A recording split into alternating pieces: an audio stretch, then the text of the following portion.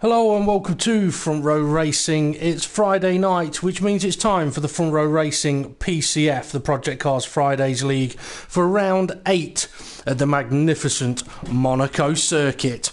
Now, the drivers are going to have 43 laps to navigate around the track tonight. That's if they can all survive it. We shouldn't be seeing any wheels popping off the cars, which will help the drivers out a little bit, but I do think we will still be seeing cars in the barriers and even crashing into each other a little bit. Now, joining me in the commentary box this evening, we've got GT Gavin too. How are you this evening, Gavin? Smashing. And yourself? Oh, I'm not too bad. As I said to you, I'm starving.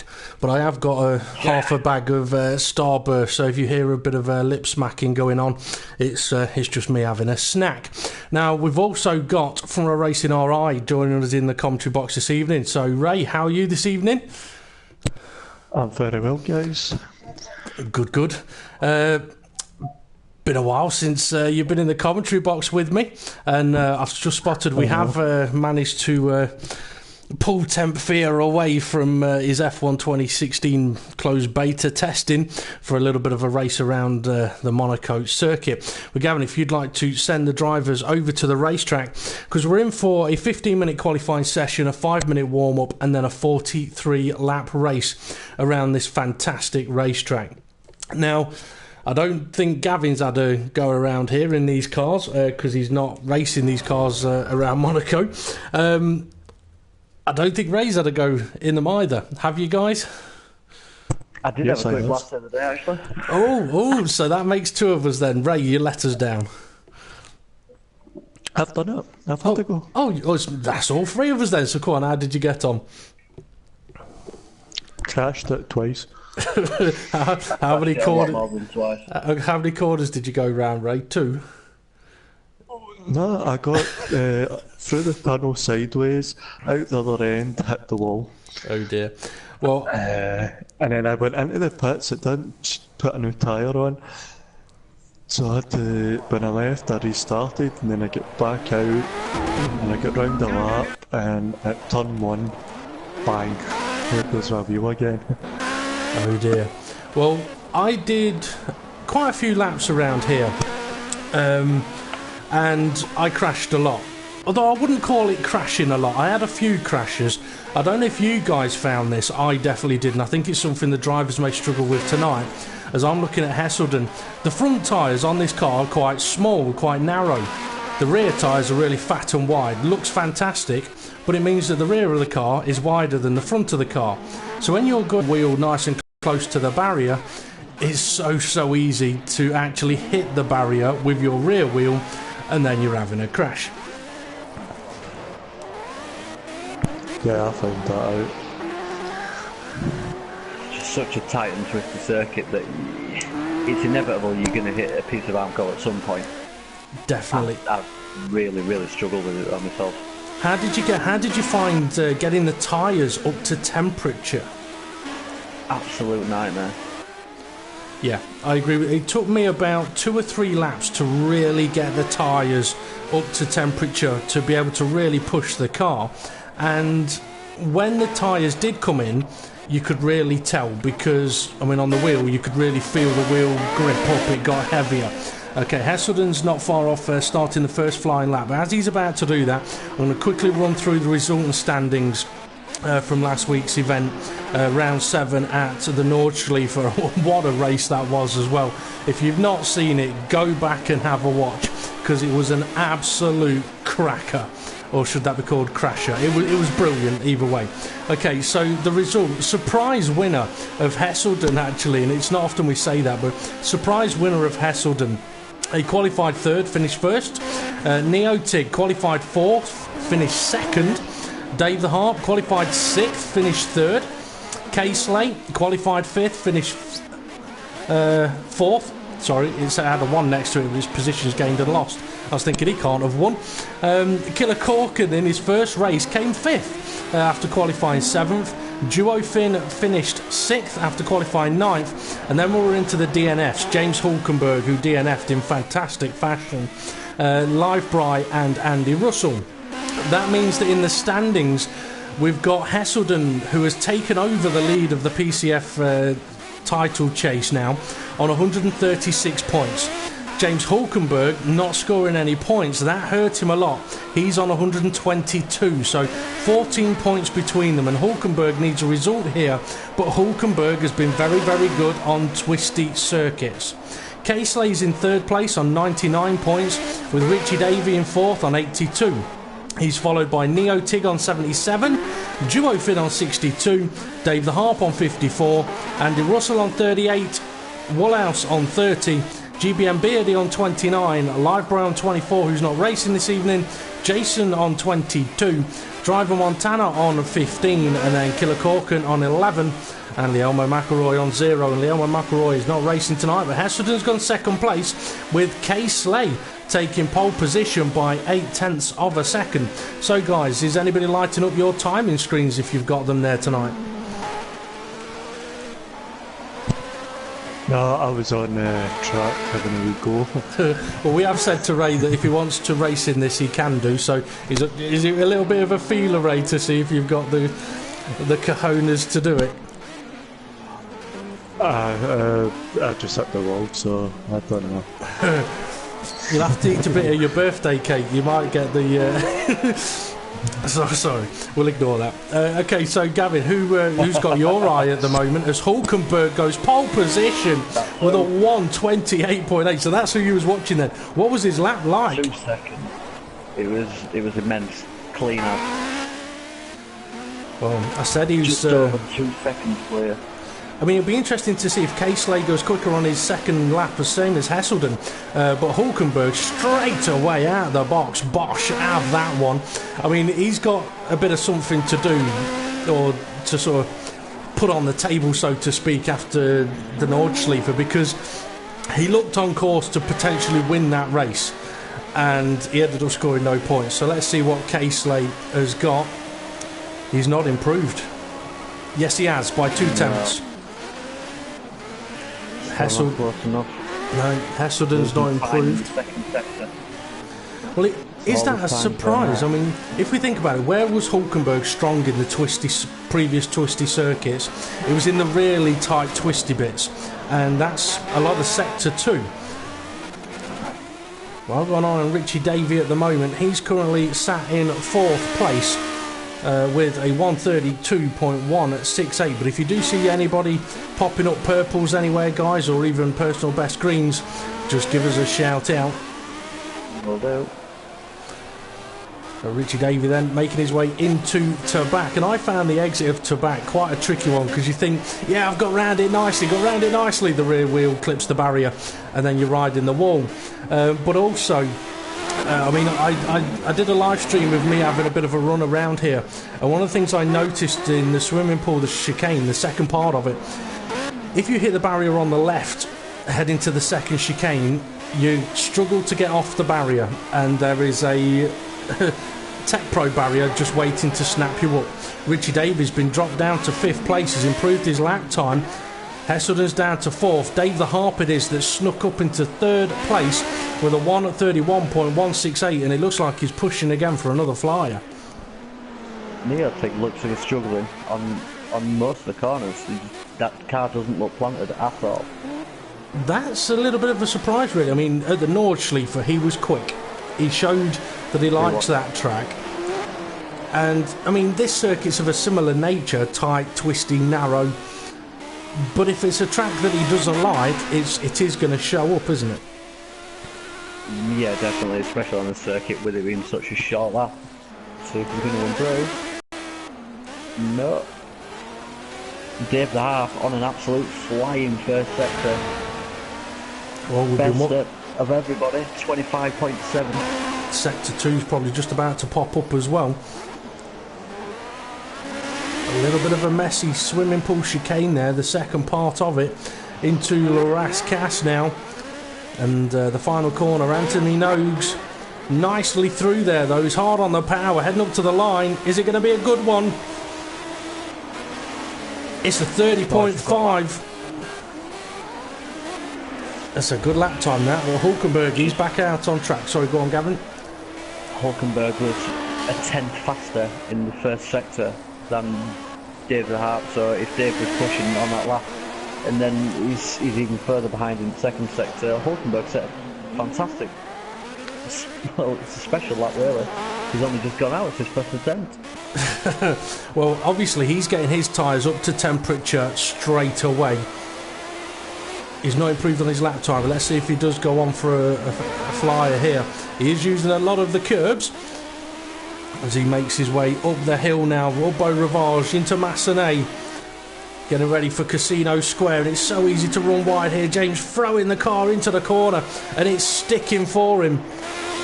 Now down the hill towards Mirabeau. Avoid the bump. And you have to in these cars. They don't like the bump.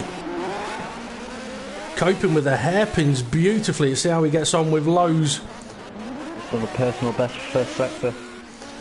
I think we could be on for a new pole position time here. We'll see how he gets on through the tunnel. Nearly clips the barrier at Portier, but beautifully through the corner. Now through the tunnel. No wiggles, no moments. Has the car on the brakes down the hill. He's gone deep. He's gone deep. I don't know if he saved that or not. He may not have been able to get away with that one. Into Tabac now. We can hear cars hitting barriers all over the place, and it's not surprising.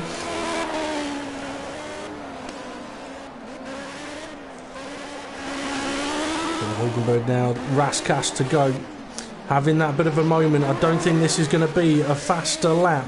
I was going to say he's braking a lot later than I was able to down the hill, but obviously he's had a chance to work on the setup, so gain a lot of time there. And he did not improve on the lap. Kay Slay is now back up to second place with a 1:30.2. Dave's 3 tenths behind him, and he's sideways a little bit through Casino. Hesselden, he's in 4th place, coming out of the tunnel, and we've got a car that's spun. Had a hit. Yeah, that must be who you've seen. It's Kearsley, I think. Yeah, the Nouvelle chicane. So Hesselden then.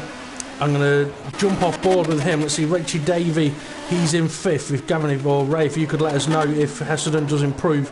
Andy Russell, he's in 6th place at the moment, about a second off 5th. Not quite making the apexes. He's not going to set a pole lap, that's for sure. I tell you what, the nature of this circuit for the battle between Hulkenberg and Hesselden, the 2 H's, we need another H to get in there so we can get sued by WWE. Andy Russell having a big sideways moment. Woolhouse leaving the pits, and Neotig, he's out on track. Russell, it's in the barrier, in the tunnel. Yeah, he's back in the pits now. See Temp Fear driving a car that looks a lot like Dave the Harps. Going through Casino, taking it very, very cautiously, so I think he might be on an outlap. And there's a guy on the track, I don't know who he is, but now he knows I'm listening to him. You know we're going to see him hit the barrier as he makes his way up to Massenet. Oh, he's wiggling, and these cars are not easy to drive with no setup really. Duofin, he's making his way through lows. He's not set a time yet. Is Duofin on a timed lap at the moment, do you know, Gavin? Duofin, no. His first sector is 3 minutes and 7, so I very much doubt that. I think I would agree with you on that one. Duofin braking a lot earlier. Just coming down. Well, one of the things I noticed, I don't know if you noticed this, Gavin, yeah, coming out of the tunnel and braking down the hill, I found quite often the car just wanted to understeer and slide left as you're making your way down the hill. As soon as the back end steps out, which it does, every time you come round that corner, it's one of them cars that I just don't enjoy driving, which is why obviously I'm not racing in it, to be honest. Yeah, it just has your ass every time it wants to. I must admit, when I was, I thought I'll take it around here for a little bit of a fun drive. It was kind of fun, but it was hard work. It really was hard work. Okay, let's see, Hulkenberg, is he... No, that's Ray crossing the line. Let's see, we've got K-Slate out on a lap. He's coming out of the tunnel at the moment. See if he's going to improve on his lap time. But Hulkenberg having that 2-second gap. Yeah, I mean, I was going on about the H's. For Hulkenberg, if he can start this race on pole position, knowing he's got a couple of seconds in the bag potentially on pace. That'll work fantastically in a race around here, because if Hesselden gets stuck in the opening laps behind Casely, Dave the Harp, he could be stuck there for the whole race. Yeah. First corner, vital, absolutely vital. Even though it's a 44 lap race, if there's an overtake on the first corner, it can have massive impact for the rest of the race, especially on this circuit. There's so many non-opportunities to overtake. Yep. Casely has... laps. Is it on 44? It was meant to be 43. 43 it should be. But yeah. Anyway. The laps, no way I'm racing, I can't even get it good to round one. Without it, it's so much hard work, the guys. It's 44 laps, I think. Well, if it's on 44 laps, hopefully the drivers... Yeah, hopefully the drivers will spot that one. It'd be easier to do the extra lap than to... do a safety car restart of any kind. Casely did improve his lap time, but he stayed in second place. Dave the Harp is on another flying lap, but is still in third place. Hesselden is in the pits. His qualifying is over. So is Richie Davey. Andy Russell is back out on track. Oh, and Dave the Harp's crashed it on the entry to the tunnel. That's his lap over. Andy Russell, I don't know if he'll be able to complete his lap. Woolhouse won't either. He's in 7th place at the moment. Neotig coming through to back in 8th at the moment. Could do with a D getting a decent end to the lap here, but he's running a little bit wide. Or is that just a little bit of lag? It could be a little bit of lag. On Casely's last time lap, he did go 0.2 faster, leaving the gap at 0.8 of a second as opposed to just over 1. Ooh. So Casely got a little bit of pace. Now Neotig and a car ahead of him just about to cross the line. They've got enough time. Qualifying is over. Is Neotig going to improve? He does. He goes to 7th place, demotes Woolhouse to 8th, and Woolhouse's session is over. Tenfair is not going to be able to finish a lap, and he's in 9th at the moment. So Duofin didn't get to put a timed lap in either as well, I don't think. So Hulkenberg does take pole position, doing one flying lap on each occasion. Casely 2nd, Dave the Harp 3rd, Hesselden 4th, Richie Davey 5th, Andy 6th, Neotig 7th, Woolhouse 8th, Tenfair 9th, Ray's in 10th, and Duofin in 11th. But I don't think Ray will be doing this one. Nah, Duofin did set a lap time at 1:42. Okay, it was just a little slower than your own then. Okay, well, we're into the 5-minute warm-up session now, which is an opportunity for the drivers to get their setup sorted. Ray, could you do me a favour? Could you send a mass message out saying it might be on 44 laps to the drivers? Yeah, will do. Thank you very much. Apologies. It might not be on 44 laps, but it's better for the drivers if they got the extra lap of fuel in than not having enough fuel to get to the end. I mean, that was a very interesting qualifying session. That, I mean, Hulkenberg once again showing that he has got pace in that car, in this car. I mean, we've said it before that now and again you can change to a car and it'll be to the liking of one person more than another. This is a car that Hulkenberg at the start of this season was struggling with, and Hesselden had it nailed. The last 4 races, those tables have turned, which I think could give us an absolutely fantastic race today. Definitely in my eyes. I think, if I remember right, the first race of the season was Monza, was it not? Yes, it was. I remember a couple of weeks ago in podium chat, Hesselden was saying that I think it was when Hulkenberg won the first race of his season, and Hesselden was going on about that he prefers tracks that are like Monza, long straights, maybe a chicane or two chucked in there for good measure. But I don't think a twisted circuit suits him at all. Well, now that everyone knows Hesselden's weakness, they'll all be picking tight, twisted tracks next season. Okay, just under 3 minutes. Sunday, actually. Yeah, well, I mean, the PCS on Sunday, I mean, that'll be an interesting race in the Aussie V8s, the Dubai Autodrome Grand Prix circuit. I must admit, I didn't have a drive round that particular track because I'm not a fan of the Dubai Autodrome layouts of circuits. But I'm not either massively. Yeah, I do know that some of the layouts of that track are evil. They have got some evil, tight, twisty corners in. And something I think we may see today, guys, that the drivers are going to have to kind of be aware of is the possibility of them coming down the start-finish straight and a car coming out of the pit lane. Because on this, I don't think the game gives you any kind of warning. Casely straight into the barrier there. He's coming down to the hairpin. That's typical, isn't it? I was on board with him. I jump off board and he has a crash.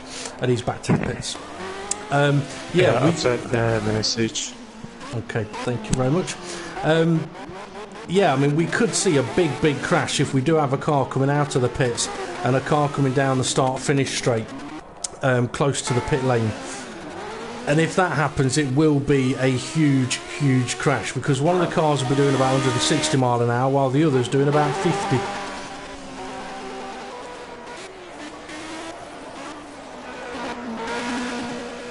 Now, what do you two think the drivers are doing during this warm-up session?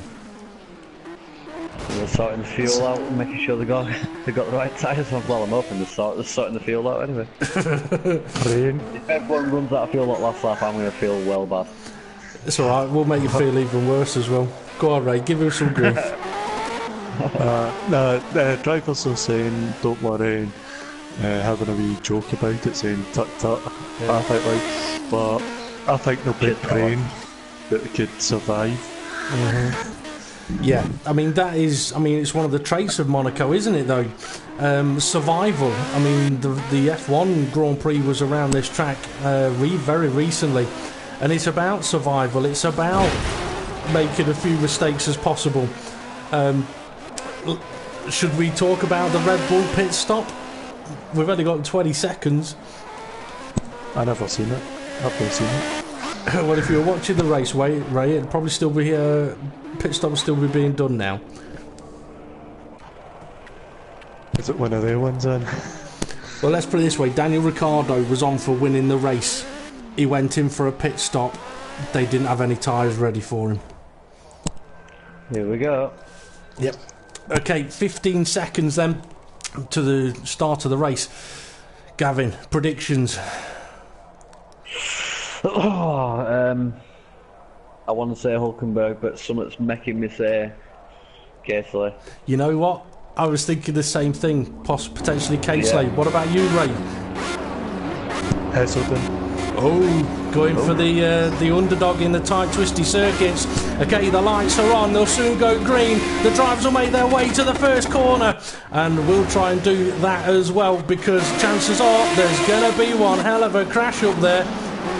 First three get through cleanly. Everybody managed to get through, but Woolhouse is into the barrier on the way up the hill. Heselden still fourth, Dave the Hart third, and now we're into the tricky part of the circuit where we could end up with a car park. Do you want to fit into the barrier and have a look at the back of Woolhouse? Oh dear. So Hulkenberg leading the race then with Casely right behind him. And Lowe's hairpin is a part of the circuit where at the start of the race we could end up with a car park. Casely's gone deep. That gives Dave half a chance, but he can't take it. It's getting busy a little further down. Neotig under pressure from 10th here, but not able to gain. Hulkenberg's managed to open up a little bit of a gap. Come on, big one. Looking very skittish at the front end. He may be very skittish at the rear end as well. One thing you don't really want is Richie Davey chasing you around the Monaco circuit, because if there is half a gap, he's going to go for it. Heselden knows it. He goes defensive into Tabak. No, Hulkenberg is pulling away now. He's got clean air and he's making full advantage of it. Well, he needed that on the opening lap though, didn't he? He needed to open up a little bit of a gap so he doesn't have to worry. All over the back of Casely. And Richie Davey is up alongside Heselden. Heselden was sideways, not able to get through though, although he may have a run down into turn one. It's going to be close. Heselden goes... It's going to be very tight, but Heselden manages to stay ahead. Yeah, for Hulkenberg, that opening lap, absolutely crucial. He needed to get that little bit of a gap. Okay, Andy Russell... the barrier on the exit in the first corner. We are going to see a lot of that. Joy Fin's in 8th. Where's Temp Fear gone? Temp Fear's in the pit lane. That potentially for damage or for a little bit of fuel. Okay, let's get back up to the closest battle, I think, is Richie Davey and Hesselden. But having said that, as the Constantina effect... I was going to say that. I mean, it could be the Constantina effect, or it could be that K-Slay is getting closer to Hulkenberg. Still under a second, I'll see when that stretches out. Yeah, 6/10. half of, yeah. Well, maybe now that K-Slay hasn't got Dave the Harp all over his rear wing, it's allowing K-Slay to focus on looking forward, not backwards, because as we can see with Hesselden, if you're having to defend, it costs you time. Could it be higher temperatures? Well, tyre temperatures will take... I mean, that's something... That's a good point, actually, Ray. I mean, Hulkenberg's tyre temperatures in qualifying kicked in straight away, first lap. So, for him, the opening lap would have been quite a comfortable one. For K-Slay, perhaps need to get him up to temperature. And same for Dave the Harp and Hesselden. Now, Gavin, you were about to say something a moment ago. Crack on, my friend. Yeah, you've got on the last lap, K-Slay was 4 tenths faster. If the Harp's right up his backside, sorry. He's going for the move. He's going for the move. Oh, K-Slay's into the barrier. I think there may have been a little bit of contact. Dave's not going past him, which would suggest that perhaps it was a bit of contact. But that's now allowed Hesselden. Yep, Hesselden looking. He's looking to gain. I tell you what, Ray, I'm guessing Dave had a fantastic exit out of the first corner to get up alongside on the run-up Beau Rivage. Yeah. Okay. He was right there, halfway up the hill. We know that what that's done now, that's given Hulkenberg even more of a gap up at the front, and it's closed up 3rd, 4th and 5th. K-Slay, I think, has just clipped the barrier again. But Tempe just tried to make a move. Oh, Hesselden! He's just wedged Dave the Harp up into the sky. Oh, and Andy Russell, he's just clipped the barrier behind them. I'm not surprised that that happened, because as he approached the chicane, all he would have seen... I think he was just trying to get off the barrier there. I think Andy may have a bit of damage. Yeah, Andy would have been coming down the hill. He's definitely got damage on that car. Slow it down, Andy. Get it to the pits. Because otherwise, Neotig's going to catch you quick. And it could end up in even more damage. Here's a little bit of contact. And now Duofin's got the difficulty of trying to get past him. But Andy has really got no control over his car here. K-Slay's in the pits. He must have had damage. But that has freed up Richie Davey now into 2nd place. Hulkenberg's already through Casino. He's on his way down. Was that Richie Davey in the barrier? Sorry. Just what to say. Right. Yeah, Richie Davey hit the barrier as he came around the right left-hander as he come up the top of the hill. Just probably outbraked himself. Well, some fortune and misfortune for the leader of the race there. K-Slay, who was chasing him, it's because he's got the damage, he's had to pit, so that's freed up Hulkenberg. But with Dave the Harp and Hesselden having their crash and spin, Hulkenberg could have done with K-Slay still being in 2nd place, because now Hesselden is still running in 4th, but K-Slay, he's come out of the pits in 7th place, and he's got Duofin ahead of him. So, I tell you what, guys, can you... Lifetime seems to go on a bit mental. Okay, I won't ask you about giving us a run through the lap times then, unless you can do it, Ray. 132.3 for James Hulkenberg. A 134 for Richie Davey, Dave the Harp a 140, Hesselden a 144, Neil Tig a 137.2, Joe Finn a 138.5. Oh, Joe Finn's changed place. K-Slay was a 154, Dep Fear a 138, Andy Russell with his long lap to the pits 219, and Mulhouse had to go to the pits with a 236. Oh dear, oh dear. So 4 laps into the race then. The grid's getting mixed up. I tell you what though, Neotig, he's got Andy Russell right behind him, who's just come out of the pits. So Andy a lap down then. Neotig up to 5th place. Hesselden 4th, trying to chase Dave the Harp. There's a bit of a gap between them. Dave looks like he may be closing the gap now to Richie Davey a little bit. And he is slightly faster on lap time. So that's a battle brewing we'll have to keep an eye on. Something we'll have to try and potentially work out as well is stint lengths.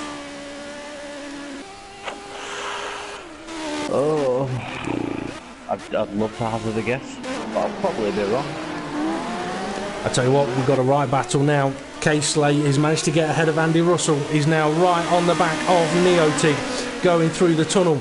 Now, usually throughout the course of this season, stints or the races, as Neotig goes deep, that's going to give Casely half a chance, but he's kind of had to back out of it. He's now on the power. Can he get ahead into Tabac? He can. So Casely moves up to 5th place and is on a charge. Yeah, race. First sector with a 26.0. The man on the move. Okay, so Hesselden finding some pace now as well. Yeah, 2 and 3 stop races is what we've been seeing this season, and Monaco usually isn't that aggressive on tyres, so I think we could be in for a 2-stop race this evening, unless someone fancies trying to take it for a 1-stop. Be a brave person, whoever's there, to pull that one off. If anyone can do it, I'm sure Duofin can do it. He usually looks after his tyres. Casely's top specialist. He definitely is. So Casely, I think his last lap was a 132.2. Either that was his previous best, but he's pulling away from Neotig, and Hesselden is not that far ahead, considering that Casely has made a pit stop.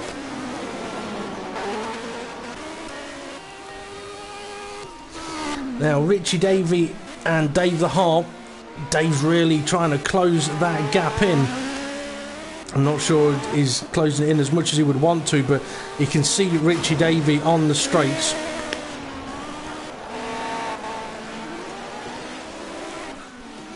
Having a quick look up and down the grid, see if anything's going on. Oh, Neotig. Sorry, Neotig struggling with the Nouvelle chicane. Power boost penalty for him as well. And Woolhouse unlaps himself. Nicely done. We've lost a driver from the race already. Casely with a personal best sector 2 is 32.7. Andy Russell is out of the race, but yeah, I mean, Casely is on a charge. Is this going to be a new personal best lap? It is a 31.7. He's really going for it now. Sorry guys, I was logging into YouTube and that on to keep up with this. Richie Davey. He must have gone for a pit stop. He's down in 5th place. He's either had a pit stop or he's had a crash. I would guess it's a pit stop because he is now down in 5th place. Casely's in 4th, a little bit ahead of him. I tell you what, Dave Hesselden and Casely are going to get very close together. But saying that, I mean, Richie Davey, he's not that far away from the back of Casely now.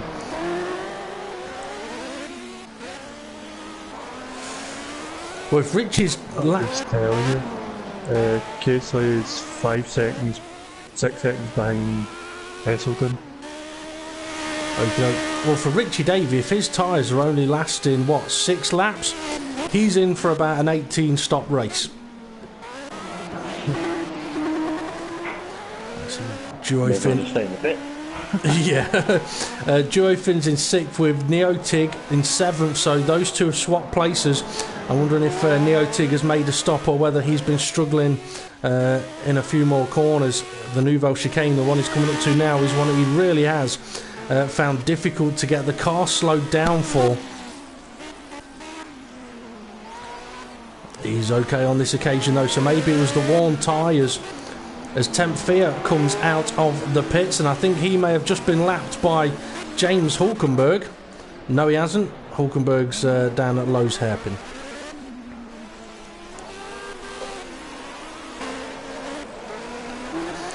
The gap between second and third seems to be opening up a little bit. Third and fourth, I think, is coming down a little bit. Richie Davey in fifth has got Temp Fear ahead of him, who's getting out of the way. That's a situation he's not used to, being blue flagged.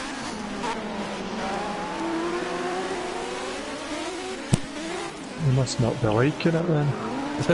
Blue flag situations. He'll be shouting and bawling. He's probably asking his engineer, what are them? I've not seen them before. What does that mean? Let's see, Joe. Casely's getting closer to Heselden 2 seconds. Oh no, that's changed, hasn't it? Casely was in third, was he not? No, Casely was in fourth. Woolhouse's race is over. He's into the garage. That's race done for him. Unfortunately for Woolhouse, race only lasting 8 laps, or at least 8 laps. Let's see, Heselden and Casely. This gap is coming down. I mean, if you guys, one of you guys could give us an exact timing on it, I've got a feeling it's about 3.5, 4 seconds. Oh, my live gap has just gone mental. Honestly, this app is insane. It was working perfectly fine half an hour ago. Mine's is working fine. Exactly. Come on then, Ray, give us some time. For? Give us some gaps. First to second. First to second is 13 seconds. Second, from Dave to Heselden it's 5. From Heselden to Casely it's 2. From Casely to Richie Davey it's 6. From Richie Davey to Joel Finn it's 24. From Joel Finn to Neil Tigg it's 9. And then to Temp Fear from Neil Tigg is 1 minute and 8 seconds. So not quite a lap then, but Casely definitely catching Heselden. But remember folks, Heselden has not stopped yet. Hulkenberg has not stopped yet. Dave the Harp hasn't stopped yet either. So Casely's strategy may have been compromised, having to make that stop for damage. But what it is allowing is for him to be the fastest guy on the circuit, I believe, and closing in the gap. I mean, if I try and work out the maths, I mean, if Hulkenberg pits, I think he will come out possibly between Casely and Richie Davey. So, in a way, Hulkenberg will not want to stop until sort of Heselden and Dave the Harp have already pitted, so that he doesn't get held up at all. Yeah, Richie Davies last lap was 1:32.2.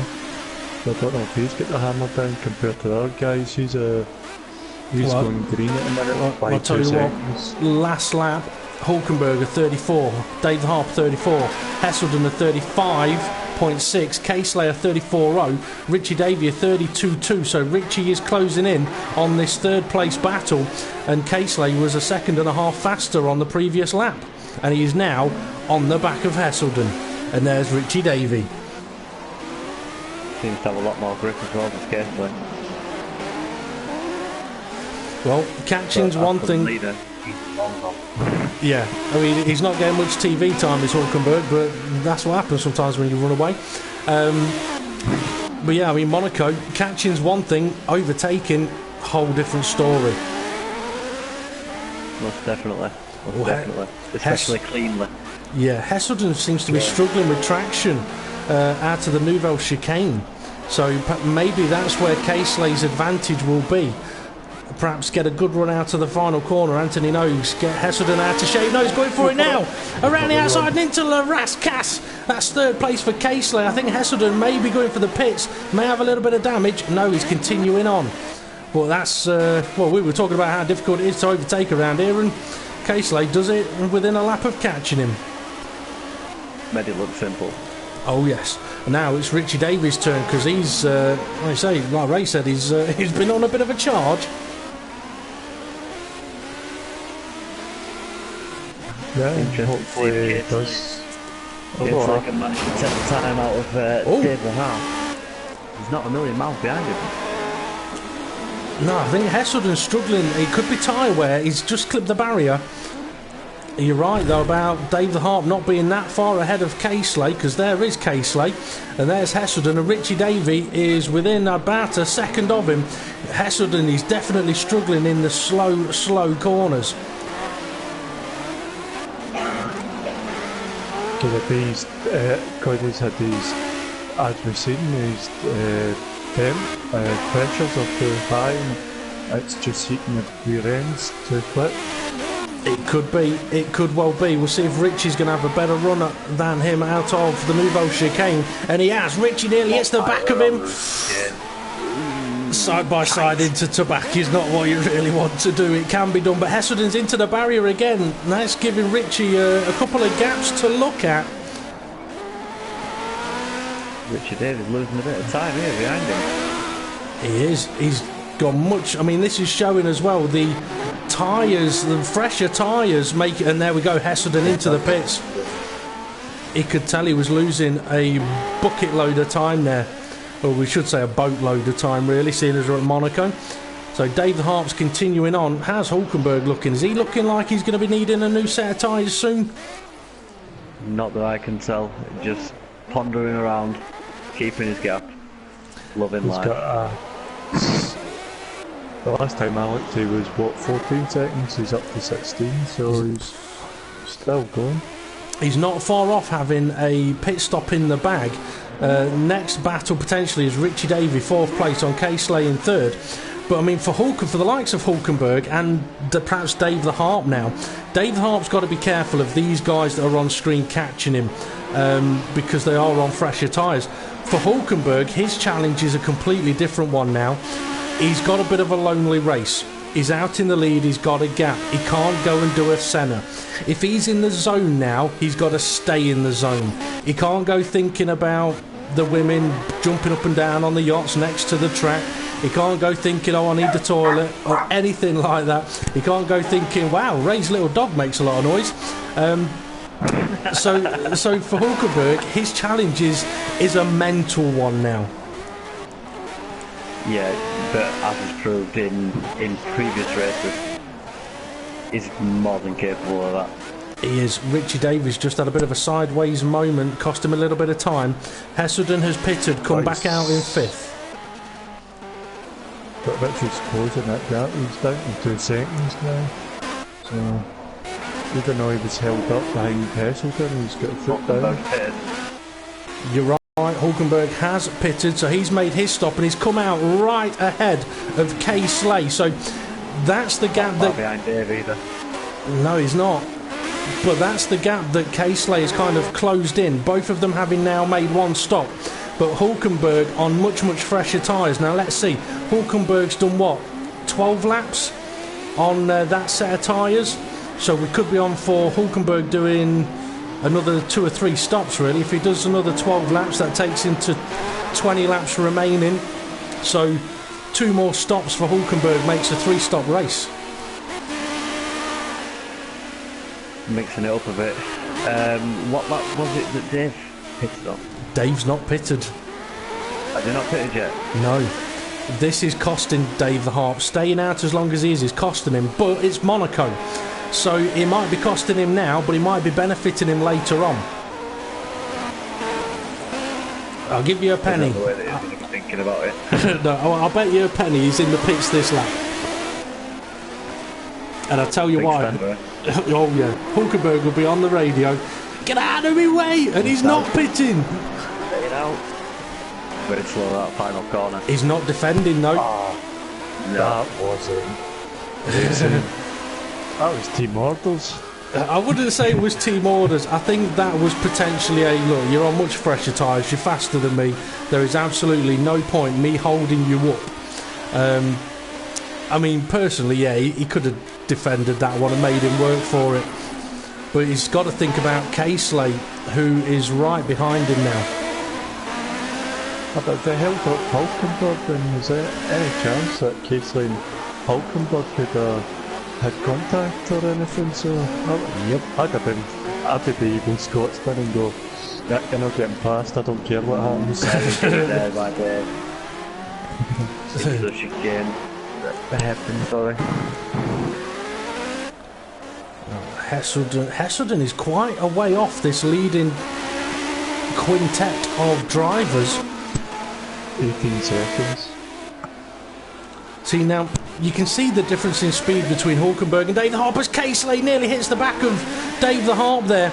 Casely on the better tyres. Power boost penalty is now down to 4th place as Richie Davey drives on by. I think that might be a big power boost penalty. It was. That's unfortunate for Casely there. He had to take evasive, or otherwise he was going to be sending Dave the Harp to the moon. Richie Davey. So go on, Ray. So if Richie Davey catches up with Dave the Harp, this is going to be fun, isn't it? Oh yeah. Oh yes, there is a bit of a rivalry between these two guys. Casely in the pits. Okay, so Casely having stopped then, this is his second stop. Hesselden is going to take the position. So I think Casely pitted at the end of the second lap. I think it was second or third lap. So Casely's looking at doing about 10 laps per set of tyres. And there is Hesselden moving up the position. So Casely potentially got another 2 stops to do as well. But really he could do with taking this set of tyres. Well, even if he takes them long, he's still got 2 stops to do. Dave the Harp, he's struggling though on his very worn tyres. They've done 14 laps. Oh, I know what his plan is. If he pits at the end of this lap, do 15-15. But looking at how slow he's going at the moment and how much he's into the barriers, I don't think he's going to work. Because Richie Davey is on him. He's got the grip to brake. Ooh. Richie Davey running deep into there. But still, so much faster than Dave the Harp. It's so easy to do around this circuit though. The guy ahead brakes a little later than his car really can handle. You follow them, and even though you've got the better tyres, you pretty much do exactly the same as they do. So is Dave going to pit this lap? I already owe Gavin 1 penny, but he is in this lap, and Richie Davies following him. That's a strange decision. So that's Richie Davies' second stop. So 14 laps, Richie Davies done 2 stops. Richie must be absolutely killing his tyres. Hesselden is potentially going to overtake the both of them. The question is, will Casely, has he had an undercut here? It's going to be close for Casely and the 2 in the pits. Is this where we're going to see the pit lane crash? No, Casely spotted them. He's ahead of Richie Davey. He's side by side with Dave the Harp into the first corner. Oh, that was close. Did you see that neo-stick spinning? So, 2 completely different sort of stories for Neo-Tig last weekend at the Nordschleife. Absolutely on it. Here in Monaco, not like that at all. But Casely, he'll be frustrated that Dave the Harp has managed to stay ahead of him and is on new tyres now as well.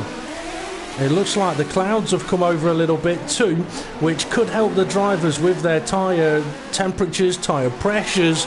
I mean, do you think the weather will have much of an effect here in Monaco? I would imagine that the weather and cloud cover would have more dramatic influences on the Friday car as to what it does on the Sunday car, for instance. I'd be tempted to agree with you. It has pretty insane results on the Sunday. You just burn the tyres up if you hammer them. Oh, Richie Davey, he's had a moment. He's dropped off the back of Casely. But Casely's looking very, very eager to get past Dave the Harp. Ray, any chance you could let us know what the gap is between first and second place at the moment? 24 seconds. Something's happened to Richie Davey. He's out of the race. He's out of the race. So he is. Oh dear, oh dear. I saw him. Gone. Yeah, I saw him have a bit of a moment in the swimming pool. Maybe he forgot his trunk and he's been kicked out of the pool. But he's no longer in this race, which is an absolute shame because he was about to, well, he was on the back of this 2-car train that is now catching up to Hesselden, who is running in second place. So second, third, fourth, still going at it. Caseley, man on charge, fastest personal best first sector. He's got a run. 0. Yeah, Dave clipped the barrier on the exit of Portier, gave Caseley half a chance of having a look. Not able to do it.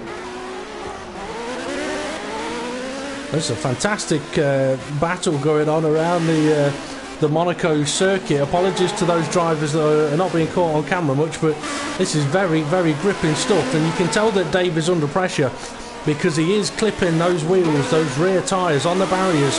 It's very easy to do, but if you're looking in your mirrors a lot and defending a lot, it's going to be even easier to do. What, do these cars have mirrors? I never used them. Since when did you use mirrors? But these two guys are catching up to Hesselden, who is in second place.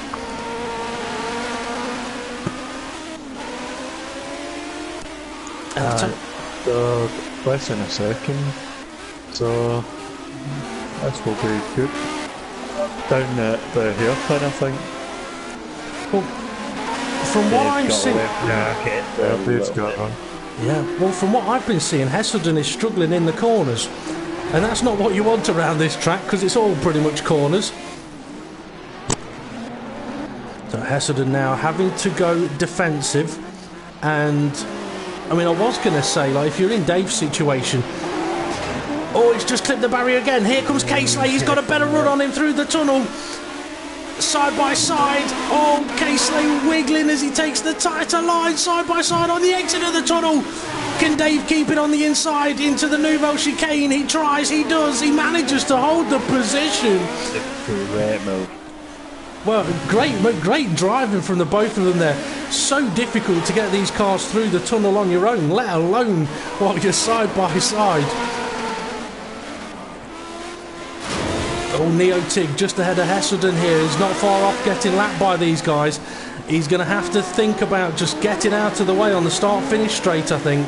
It'd be the best thing for him to do, as Dave is right on the back of Hesselden. He's got a good run on him, and there is Neo-Tig. Fantastic by Neo-Tig there, getting completely out of the way. That earns much more respect than doing a fantastic overtake, as Hesselden runs a little bit deep in turn one. Dave's got a run on him. Dave's past him. What a move! You're right, Caseley. He will be frustrated. He's been following Dave the Hart for a few laps now, unable to get past, and Dave catches Hesselden and sneaks through straight away. I would have been letting him get away. Well, you'll notice it was on the exit of the... Well, I mean, struggling at the apex of the corner for Hesselden, and then exit of the corner, the speed just wasn't there for him. This is absolutely gripping stuff here. Fascinating little battle this. Oh, Hesselden's in the barrier, and Caseley sneaks through. Right, Neo-Tig, now you can go and rub salt in the wound, and you can go and uplap yourself on Hesselden. Go on, Ray, you're about to jump in with something. Is it getting darker and darker? It's not like Scottish weather up here, sunny and sunburnt. I am, but Monaco seems a wee bit colder than It's definitely not as sunny as it was through qualifying at the start of the race, but as I say that, the second part of the swimming pool chicane, the sun is still beaming down on the track a little bit. But yeah, you're right, throughout the rest of the circuit it does look like it's got a little bit darker. Raskas and Anthony Nogues is in the sunshine. And Caseley now, he's got the target of Dave the Harp ahead of him, and Hesselden looks like he is struggling. Neo-Tig, who is actually in 5th place but is a lap down, has the potential now to catch him up. Joyfin, who's running in 6th place, I'm not sure if he's pitted yet. I think it's fair to say, folks, he hasn't. And we've lost another driver from the race, so we're down now to 6 runners in this race. Woolhouse was the last one to disconnect, I think. So take a breather for a moment. 24 laps plus the one that they are on to go. Hulkenberg out in the lead, just needs to take it to the end, but the battle of interest is for second place. Oh, 10th here. 10th here, yes, you're right there, Ray. It wasn't showing me 10th here's name on my screen. Hesselden all over the place. Just on the entrance to the tunnel, just car just spat him off the right hand side of the track, and he had to brake to avoid the arm cut. So not going well for Hesselden, but we were saying this last Friday around the Nordschleife, where Hesselden was in 4th place, Hulkenberg was in 1st place, and yeah, we thought we knew what was going to happen. Hesselden somehow won the race. So this is far from over as Casely and Dave the Harp get close, and Dave's into the barrier again. This is, I mean, it's been a fantastic gripping battle. Hesselden not going for the pit lane, which I'm kind of a little bit surprised about, but he does need to stretch the tyres out as best as possible. Yeah, and Richie Davey lost connection, that's why he just disappeared. Oh dear, unfortunate for Richie, because he would have been right in the middle of this fight for 2nd place. Because, I mean, if you think about it, I mean, Richie Davey was right behind Casely, if I remember rightly, so he would have pretty much followed Dave and Casely past Hesselden. He would be on this charge. I mean, I think it's fair to say, unless Hulkenberg makes an absolute dog's dinner of the rest of the race, they're not going to catch him. Duo Finn using the arm cut to the top of the hill to get him around the corner. That's put Neotig right on the back of him. Okay, so Neotig, I'm guessing, has made a pit stop then, unless Duo Finn has just caught him and overtaken him. So we have got another battle going on. Ray or Gavin, if one of you would like to keep an eye on that battle for 2nd place while we watch Neotig and Duo Finn going at it. Let's see. Casely having a little look into Rascas, but not being able to make it move. Start finish. Dave got that gap just under a second. Come on and start finish. Well, Neotig here, he's getting a little bit racy. He was looking up the inside into the Nouveau chicane, but the gap not quite there for him to go for the move. Duo Finn did give him the space though, probably for self-preservation rather than giving him room. Oh, Duo Finn's got a little bit wide. I think there's a little bit of lag in there as well, and Neotig waiting for him, but Duo Finn testing out the Tech Pro barrier there, so we'll go back to the battle for 2nd and 3rd place. So, is there anywhere, Gavin, that you can spot that Dave is quicker than Casely, or Casely is quicker than Dave? Casely is faster in the first sector. That is pretty much all that separates them. I'd say it's about 4/10. That could have been down to clipping the arm cord on any exit. It's so tight between them. Well, I think what this could come down to is Casely could potentially be pitting again in 2 or 3 laps time. Dave the Harp might not be pitting for another 8-9 laps. So Casely may have to sort of make his additional stop and absolutely rip the rubber off those rear tyres to try and gain as much time as he can while Dave's tyres are warm.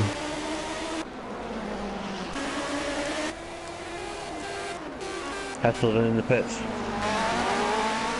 Okay, so he's going to have another stop to do. Is he going to come out anywhere near Neotig and Duo Finn? Oh, Dave's gone wide at the top of the hill. Manages to avoid the barrier though.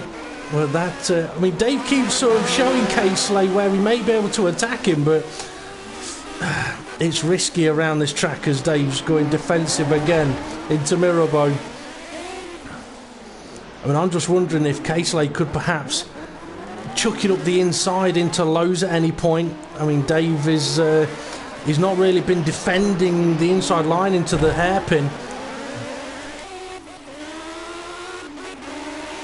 He seems to go wide around the hairpin. He doesn't seem to keep it nice and tight round the corner. Well, it could be that he's just given a understeer problem. But it could be understeer, it could be leaving a bit of room in case Casely does decide to throw it up the inside. But I mean, it's one of those, a move there can be done, but it's not easy to do. You've got to be really close. It's a little bit like if you're going to overtake into chicane, as I like to call it. you kind of have to, on the exit of Portier, be close enough to know at that point, right, I'm going for this lap, but Caselay's into the pits. Right, this is the time for Caseley to absolutely abuse those tyres without abusing the barriers. He's trying the undercut. Be interesting to see if he can pull it off. Well, it's an undercut, but he's going to have another stop to do as well. So Dave, I think, is going to be going for at least another 6, maybe 7 laps. So Caseley kind of needs to be going 1-2 seconds a lap faster throughout his stint.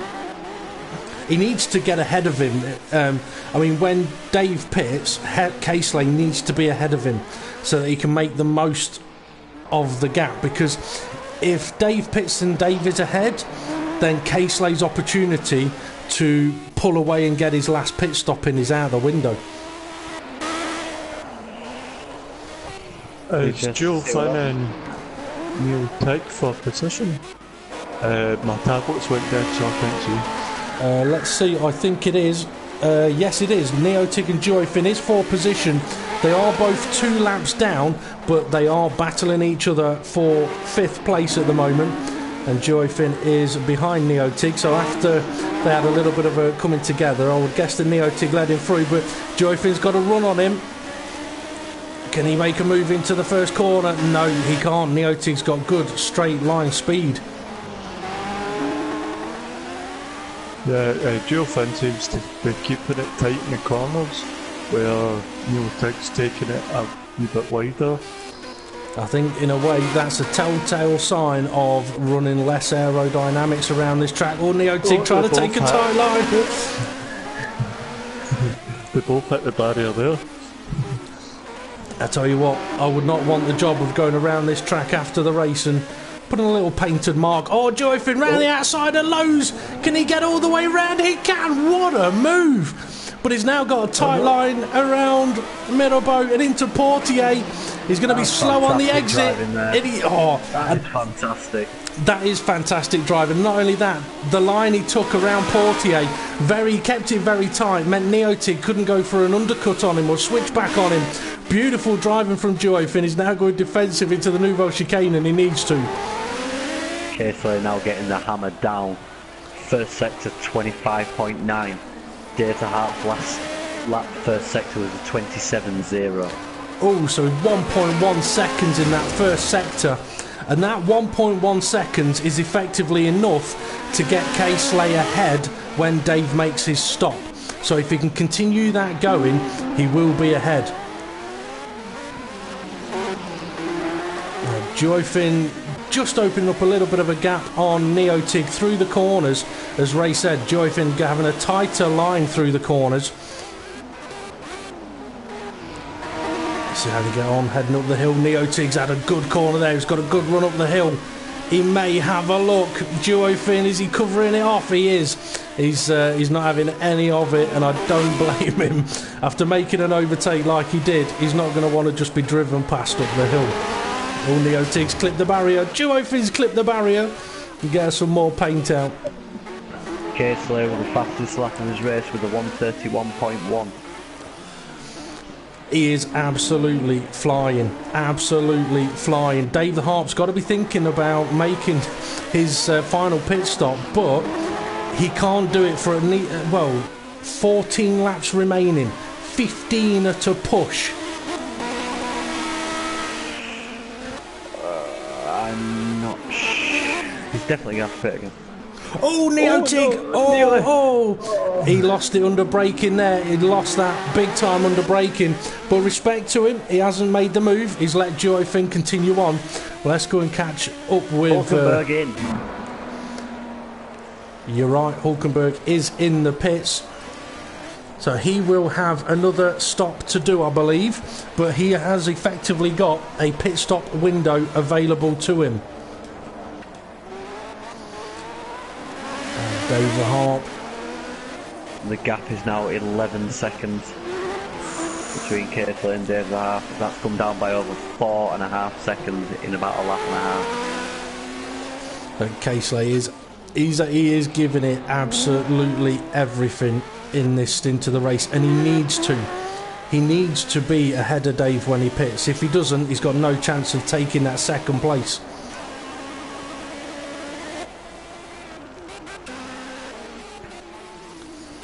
Just have a quick look at how Dave's getting on his tyres. It almost looks like he's trying to take it a little bit cautiously through the corners. And it's not surprising his tyres will be struggling. Okay, so just coming into Casino Square now. Just coming down the hill. Flying. If you're in Kay Slay's seat right now, what's going through your mind? Are you loving this? Oh yeah. Oh yeah. His car looks set up, it looks planted, it looks like he's enjoying himself. And especially, he's absolutely ripping time out of Dave. I'm pretty much nailing on Casely settling for nothing else but second place, if not first in this race. Okay, so if you're Dave the Harp and you're in his seat, are you loving this? Not particularly, because you've been chased down. Oh, and yeah. you can see that little red clock in his bottom left. Oh, Neil takes out the barrier. He's right up behind Joe Finn. His rear right hit the barrier and he's lost quite a lot of time. You're right, he has there, right? So Neotig and Joe Finn still kind of going at it at the moment, but Neotig struggling a little bit. He's into the barrier again. I think he may be close to pit stop time for him. Hesselden, we've not covered Hesselden. Go on. I think he's pushing too hard because I was watching him and he was gaining and gaining because you can see he's back up behind Joe Finn again. Near enough, he's not that far back compared to what he was. I think he's... Oh, somebody's hit the barrier, big style, I've just seen a screen shake. So I think Neil Tig's the fastest driver out of the two of them at the moment of time. I tell you what though, they've got a little bit of a problem, and that is that Dave the Harp is closing in on them. Now they'll have to hope that it's going to take him another 2 or 3 laps to actually get onto the back of them. But if Dave does catch Neotig, all he's got to do is let Dave through and follow him. And then when Duofin has to let him through, overtake him. Was it James that hit the barrier because he's got a wee bit of wiggle going on? Let's go and have a look, shall we? He's not coming in. He's continuing on. He's continuing on. He had a wee bit of wiggle going on. I thought somebody hit the barrier, I don't know who it was. If it was James, it's not caused him any issues. I'd say out of the cars on track, it was possibly Dave the Harp. He's got very, very worn tyres at the moment. And I tell you what, Gavin was on about that gap coming down between Dave and Casely, and Casely can now see him. The last lap by James Hulkenberg was a 1 minute 30.881. That's a stonking lap around here. That's faster near enough than everybody else's qualifying lap time. Even though it's so far, I mean, he's 20 seconds ahead now, and he's still on it. So confident. I mean, you have to be around this track though. I mean, if you're in that situation, as I mentioned earlier, you can't afford to lose concentration for a split second. As Neotig has now got Dave the Harp right up behind him, and he does let him through. He's letting Casely through as well. He's got that a little bit wrong as Neotig there. He's let him through, but he's had to stop the car because otherwise he was going to hit the barrier. But Dave the Harp's just clipped the barrier, and that's going to allow Casely to close the gap. Now both of these guys are going to have one more stop to do. I tell you what, if Casely can overtake Dave before they make their pit stops, that'll work wonders for him. But I mean, this just goes to show, I mean, it's been what, 4 laps since Casely pitted? Oh, and Dave's in the barrier!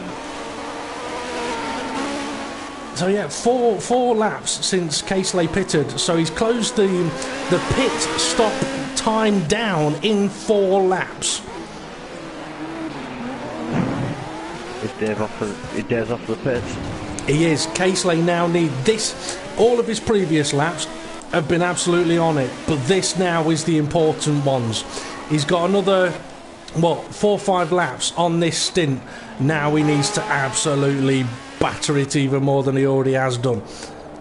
Just going to keep an eye on his sector times. Now Hesselden's going to pass Dave the Harp. So Hesselden now up to third place, but with a stop to do. So Hesselden may not be out of this battle yet, you know. Okay, Dave is now on the move. Duofin's 5th. Neotig is coming out of the pits in 6th. Okay, so he's not setting any on fire sector 1 times. Well, I suppose the important bit is whether he's going to be setting faster ones than Dave the Harp, but unfortunately for Casely, the car behind him is Hesselden, so if that gap opens up, it doesn't necessarily mean the gap to Dave the Harp is opening up. This is true. However, we've got Gavin and Ray smashing their timing screens to make sure they work properly, who can see what the gaps are, so they'll be able to keep us informed. Hulkenberg just done another fastest lap, a 1:30.862. Marginally faster, but still faster. Well, I think it's only fair that while the cars are a little spread out at this time, we put the camera on Hulkenberg and watch him crash, because that's probably what will happen. Oh, Hesselden into the barrier on the exit of Raskas. Oh dear, oh dear. I mean, it has been a very difficult event for Hesselden. I mean, do you think, Gavin, that it is just simply down to it is the nature of the circuits, the tighter, the twistier ones, they don't necessarily suit him as much as the faster ones do? I think that may have something to do with it. I don't think it's got everything. Which he may have a setup on the car which he genuinely thought was a good setup, and then, as has happened in the previous 2 races, James Hulkenberg has come out on fire. Yep, as long as he doesn't go dancing around the pit lane like Shake and Bake did when he thought he was on fire. I mean, look, I couldn't remember the film, my apologies. It got people thinking now as well. What film is that? Oh, I know it's Will Ferrell. You know what film it is, though? I can't remember the name of it. You can't remember the name of the film? Shake and Bake. No. Talladega Nights. There you go. There you go. Well done. Okay, I mean, something I am going to mention, though, as Hulkenberg is still pounding around the circuit. His tyres are looking a little bit warm, but he's got a pit stop gap in his pocket, effectively. The last 2 circuits of this season, Catalonia, which is high speed, but also got some twisty sections. That'll be an interesting one, because that's one where Hesselden could be mighty fast in Sector 1 and 2, but Hulkenberg could be fast in Sector 2 and 3. So that'll be an interesting one. And then the final race of the season is at Imola, which effectively, It will be an interesting race. Yeah, it will be. Okay, what have we got? Casely still going around the circuit. He's got ahead of Duofin now. And Casely's probably got another, well, this and 2 laps to go on his tyres. Hesselden's in 3rd, David Harp's 4th. Have we got a gap between 2nd and 3rd, and a gap between 3rd and 4th? Between 2nd and 3rd, it's 18.8 seconds. Between 4th and 3rd, it is 7.1 and coming down rapidly. So we're looking at 25-second gap then, and between Casely and Dave the Harp. Hesselden just clicking the side on the exit of the tunnel. Well, I think Hesselden... Oh, he's struggling. He struggled on the exit of the Nouvelle Chicane. And we can see Dave the Harp in the background. I think Hesselden may be making another pit stop very, very soon. Jason spun it at the last section just before the pit stops. Pit lane, sorry, pit stops. You confused me for a moment then, 'cause it's not Jason, it's Duofin, but yes, he did. Oh, dear. Dave the Harp. Dave Harp's going slow. Dave's had a pit boost penalty. Neil Tigg. Got to be for his final stop. Clipped the barrier. So he was facing the wrong way. Okay, Gavin spotted that Hesselden's in the pits, and he is. Dave the Heart moves up. Neo Tig, as Ray spotted, has hit the barrier, had a bit of a spin, but he is continuing on. He's in 6th place. He made a pit stop a while ago, so himself and Duofin could still come close to each other as they get to the end of the race.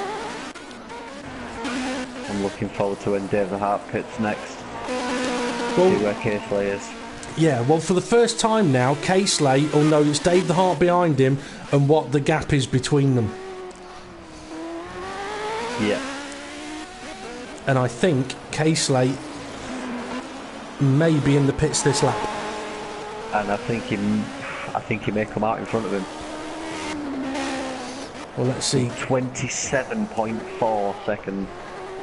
That should be enough. I mean, if you were Casely, would you be perhaps tempted to go in a lap earlier than you have on previous runs? He's in the pits. No, I would be, yeah. Purely just to give you that extra lap in case you needed it. Yeah, because at the end of the stint you've got your tyres going off, and if you put fresh tyres on you can perhaps attack. But now the focus is on Dave the Heart. Is Casely going to be ahead when Dave the Heart gets around the start-finish line? We've got another car in the pits. I think Duofin has just pitted as well. Yeah.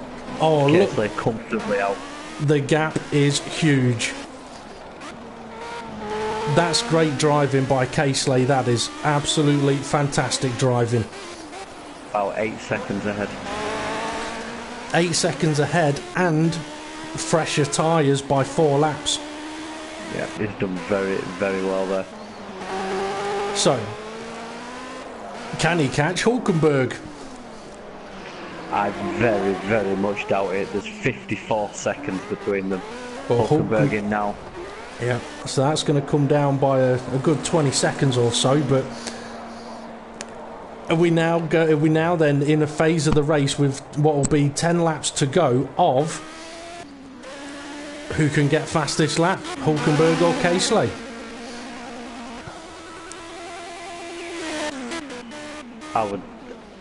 I don't want to say.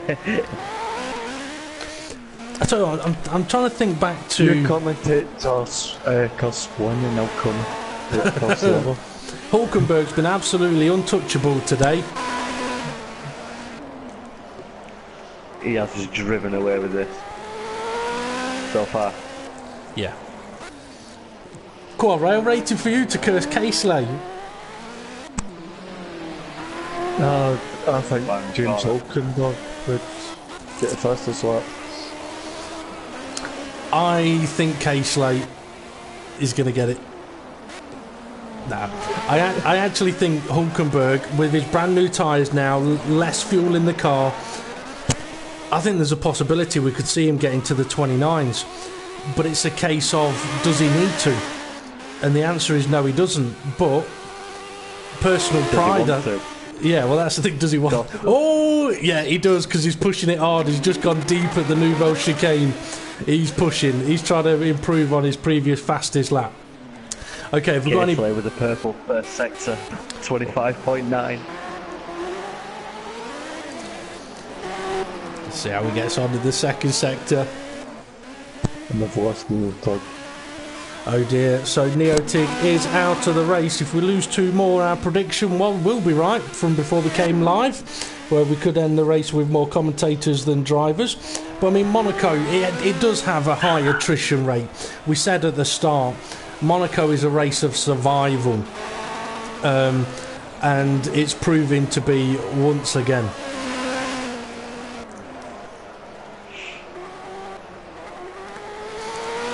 How was Casely? Found a bit of pace all of a sudden.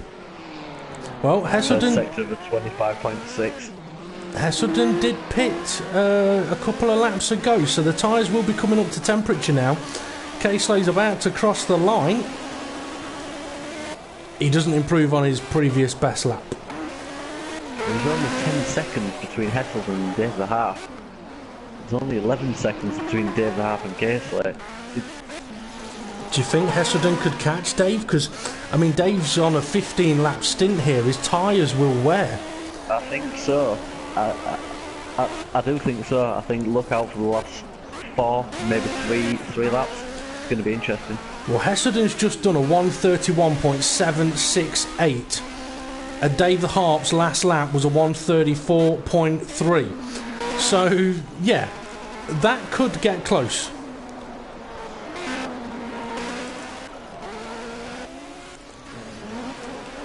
Let's see. I don't know if Dave's sort of just settling in now, thinking, well, third place is the best I'm going to get. But he can't afford to back off too much. Hulkenberg, I mean, he's got a massive lead. He's crossed the start-finish line already, and Caseley's only at to back. Hesselden has taken a second. Oh no, he's just got it back. I'm thinking Dave made a mistake at some point. Oh, Hesselden spun it! He's clipped the inside barrier at the Nouveau chicane. I think that any chance of him catching David Harper's just gone out of the window. Joey Finn's not that far behind him, but he is a couple of laps down, unfortunately. So, 8 laps to go then, and we are now effectively into a fastest lap battle, which Hulkenberg is currently winning with a 130.862. And in qualifying he got down into the 128, so it's possible we could see him knock a second or two off the lap time. But as we have previously mentioned, he doesn't have to, and in many respects he can't afford to have to pit again. I mean, if he did have to pit again, he's got the speed effectively to recover from it. But if he has mega damage, say turn 1 or something like that, he's got a whole lap of banging the barriers. It's going to cost him big time. He's just done a 30.2. I think that shows he's definitely in the zone. Yeah, and cut the barrier at the second chicane. So he is pushing. That's like Hulkenberg, a 130.2. Yep. It's alright, Gav, you're only 20 seconds behind. Sorry, come up there, but I know we go. Caseley, he's about to cross the line. Can he improve on his previous best? Come on, Caseley. No, he can't. He's on 133s at the moment. Dave has improved to 133s as well, compared to 34 on the previous lap. What's he got this time around? It's another 134. So Hesselden... Oh, I think Hesselden has lost too much time. He's in the pits. I think he may have damage. I mean, 4th place is pretty much in the bag, so that's potentially a score the points pit stop.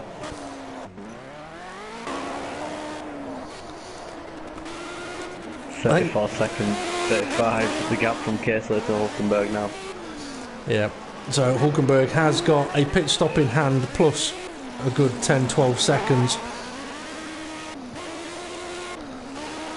Now, is he going to improve on his lap time again? No, he's not. But he has now got the bonus of, look who's right in front of him on the track. He will be loving the fact that Hesselden is only just up the road from him. Hesselden won't be loving it. Don't invite him in there. I tell you what though, we've seen dodgy things happen around Monaco in real life.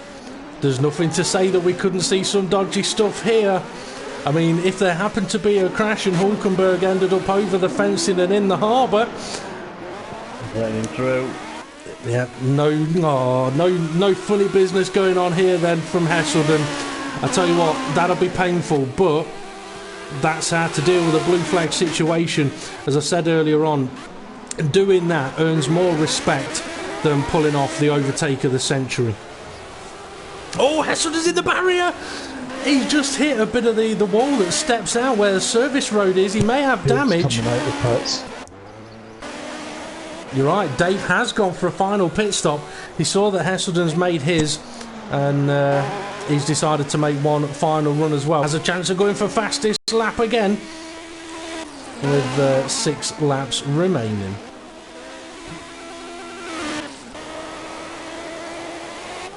I mean, Hulkenberg has been massively impressive in these cars over the last 3 or 4 races.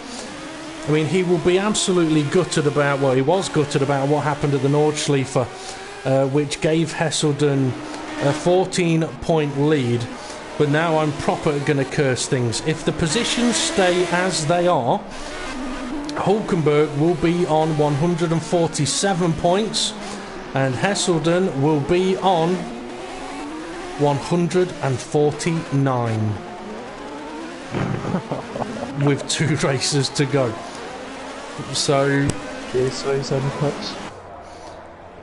Ray's right, Casey is in the pits, so Hesselden sort of triggered off a last minute dash for the pit lane here. It was a very fast stop. I wonder if that may have been a little splash and dash for fuel. I would imagine so. I don't think there was any tyre change involved there.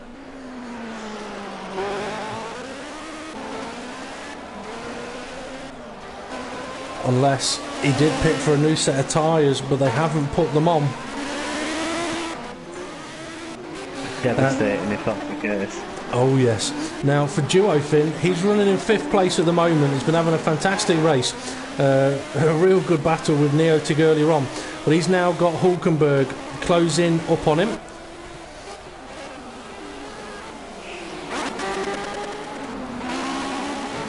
I mean, this is... I'm just curious.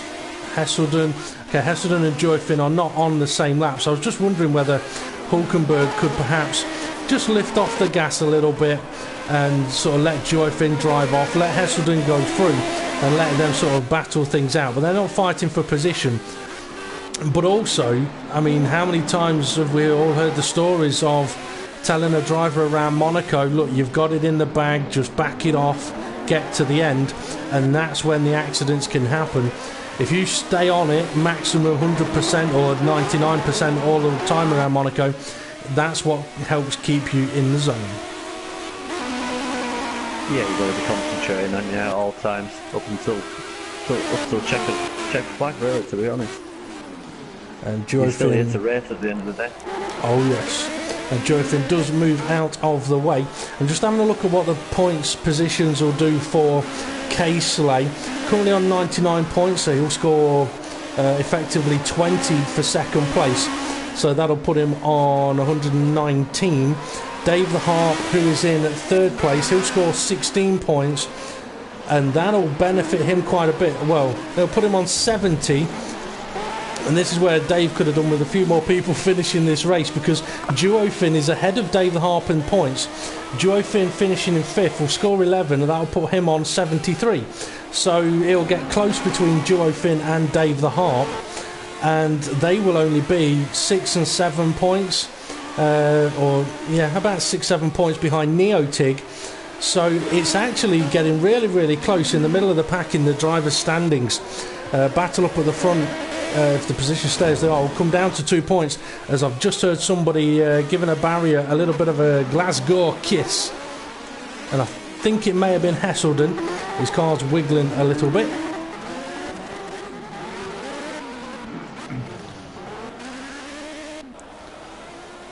Dave the Harp, he's managed to get his lap times down into the 131s. He's done a 131.3. Now Casey, last I looked, had done a 131.1 as he improved. Well, he's still on a 131.1, but his tyres will be up to temperature now. Could we have a good lap from him here? Not on this occasion. So guys, we've got 2.5 laps to go. How do you think this race has gone? I've enjoyed it. It's gone well. I think drivers have had not probably the race what the plans on having, apart from Jane, but entertaining. Yeah. I wanted more carnage, but no, I think good. Nice start, and then it just mellows down. so I'll put my good mood when I go to my bed. I'll be sleepy. Well, I mean, for all the drives to get around the first corner on the first lap without any carnage is... yeah, to a degree. I mean, it's absolutely fantastic. I mean, these cars are tricky to get off the line, and with the way they go through the gears, the collisions... Oh, somebody's hit the barrier hard somewhere. I heard that. I couldn't see it. Not hard enough for them to be facing the wrong direction. Yeah, I mean, some of the driving, the overtaking, the wheel-to-wheel racing has been absolutely sublime. There have been a few incidents. We expect that around. Is it David Hart? Just cut the barrier again, so I don't know if he's got damage. Or he's just pushing it really, really hard. And he's got a nice healthy gap on Hesselden. Yeah, I mean, we expect a few incidents around the circuit, but it's nice. It was good to see that when those incidents did occur, the drivers did the right sort of things and didn't gain from it. But for Hulkenberg, he's about to start the last lap of this race, where, in many respects, he's been in a class of one. Although it would have been so nice to see what Casely may have possibly been able to do had he not needed to make that very, very early pit stop. It put him on a strategy that effectively made his race very, very difficult, but made it absolutely entertaining for all of us watching. Now for Hulkenberg, do you think he'll have a little bit of a tear in his eye as he's effectively on his way to win the Monaco Grand Prix? No, just be waiting to pick up his pint at the finish line, I would imagine. I mean, that's actually something we can discuss. I mean, people think, oh, it's easy driving these cars, or it's easy driving any cars. And Hulkenberg, he's already effectively celebrating the win, but one of the things that I had the realisation of, or the remembrance of, when I came and had a blast on project cars, was just how much hard physical work it can be, and how smelly and sweaty you get after doing a few laps. So for these guys doing 43 laps around Monaco, you can pretty much guarantee that if their girlfriends are with them, they'll be taking them for a shower after the race. But Hulkenberg, he's on a cruise now. He knows he's got this one in the bag. He'll be waving to the fans. He'll be burying his head if he goes and spins it and doesn't make it to the finish line. But I mean, absolutely fantastic race from him. Absolutely fantastic. What a way to bring the title fight back against Hesselden than to take victory here in Monaco. We'll finish a lap ahead of Hesselden, with him being right behind him. Yeah. Yeah. I mean, I think Hulkenberg would have had a wry smile on his face as he was wiggling that rear end of his car across the line, knowing that it's Hesselden looking at it. And that's no disrespect to Hesselden. I mean, Hesselden is a fantastic driver, and it's taken a lot of hard work for Hulkenberg to have any chance of beating him, really. But for Casely, though, I mean, he's coming round to take second place. I mean, he's had one hell of a race. Yeah. The final timing for the race. Fastest first sector of everybody was Hesselden with 25.6, and then the fastest second sector and third sector both held by Hulkenberg, 32.2 and 32.1 respectively. Fantastic information there, but also fantastic result for Casely, taking second place in Monaco. Dave the Harp, he's going to cross the line to finish third. Yes, Richie Davey, he's on the podium again. And a fantastic race from Dave, to be honest. I mean, he's gone longer on his tyres than anybody else in the race, doing 15 lap stints until making a short stint at the end of the race there, because Hesselden pitted, allowing that to happen. For Hesselden, though, it may only be fourth place, but it's enough points to keep him leading the driver's standings with 2 races left to go. And he's into the barriers a bit here as he's got a bit of damage on his car, but it's still a great result for him, taking fourth place. And for Duofin, you've got to say credit to him for taking fifth place in what is not an easy race here at Monaco. But now we can invite the podium sitters in for a little bit of a chat. So apologies for the blue screen for a moment, folks, but I'm sure we'd like to hear the thoughts of a couple of the drivers here. Let's see, James Hulkenberg and Kay Slay. So as we wait for them to come in, I'm going to quickly ask these two guys, guys, before they come in, driver of the day. James Hulkenberg.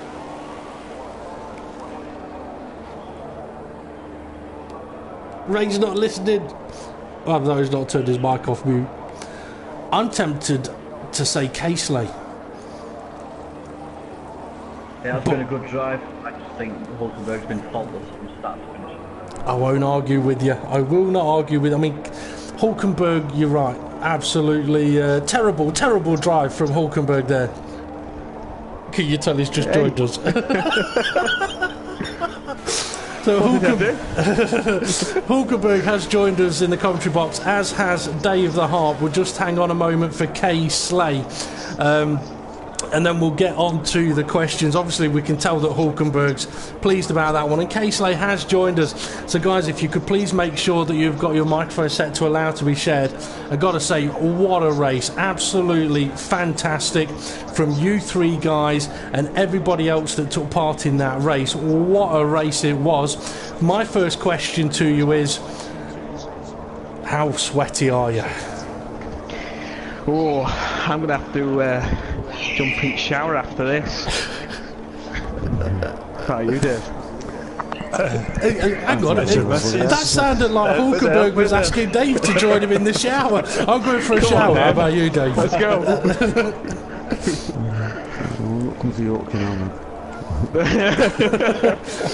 So what about you? Dave's nice, cool. Yeah.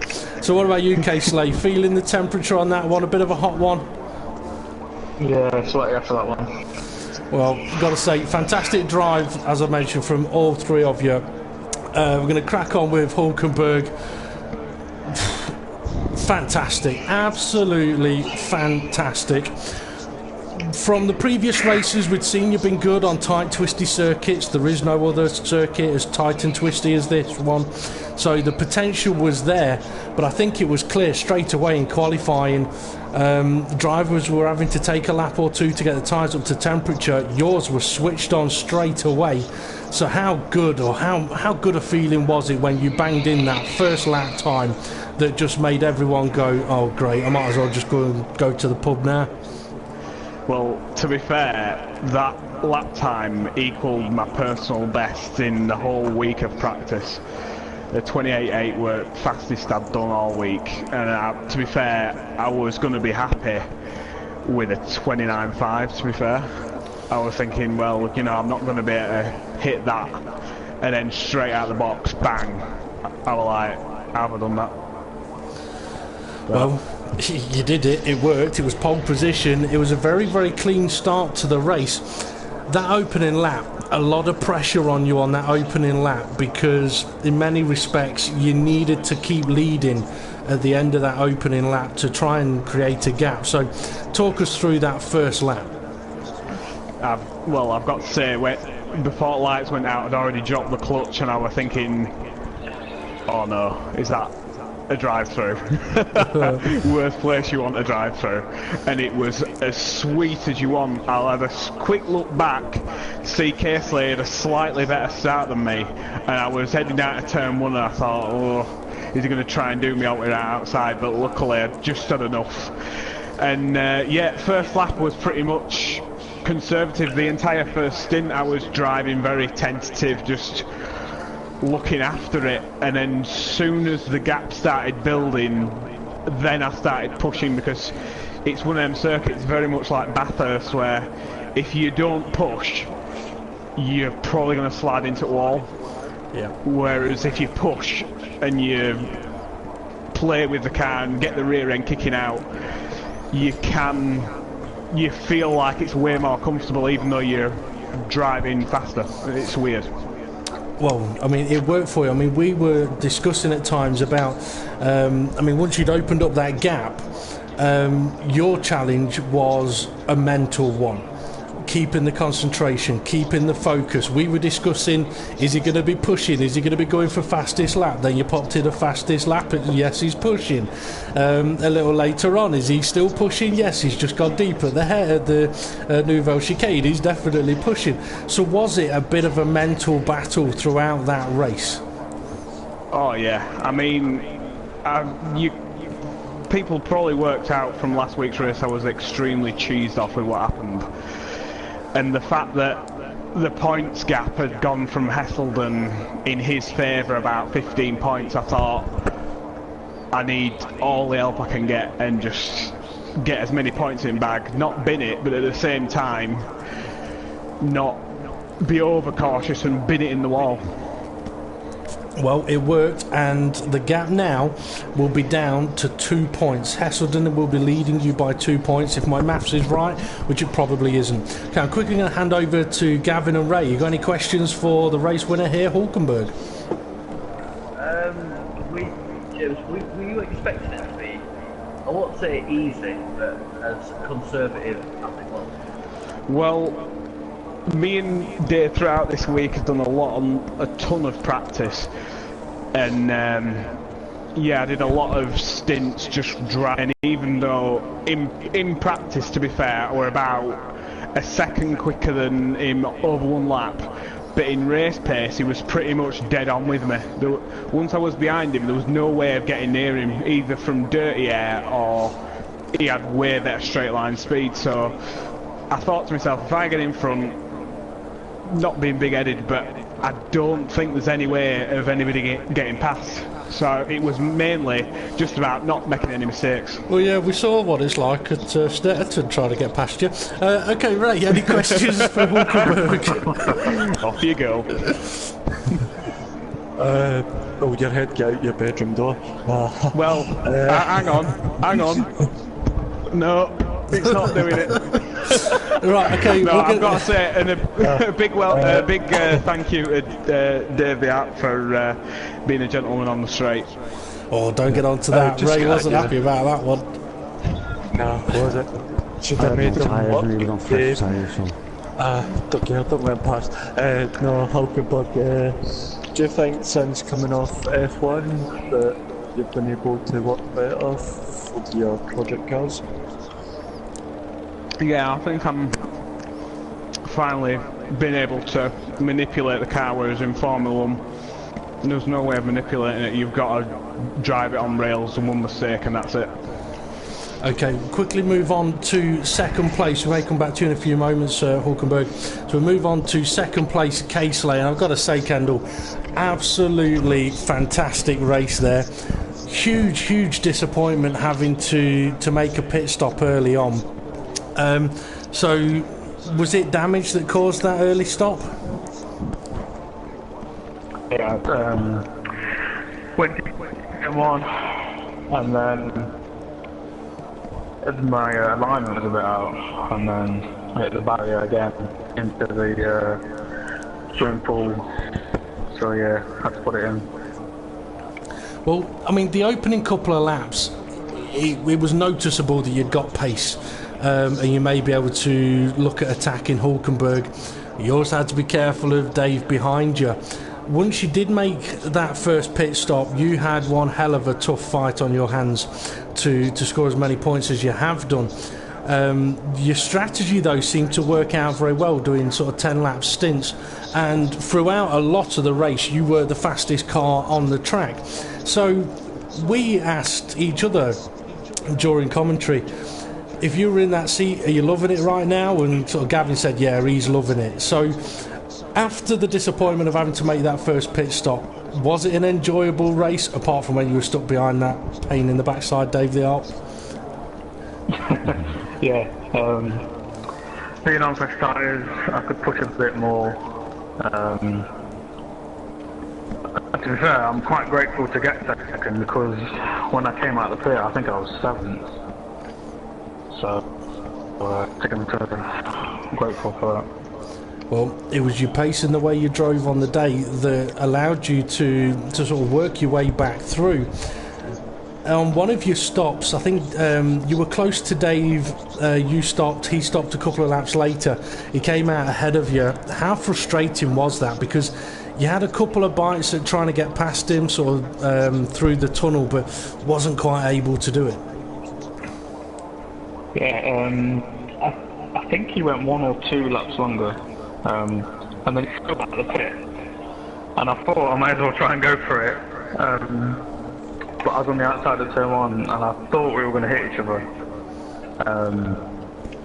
But thankfully we didn't.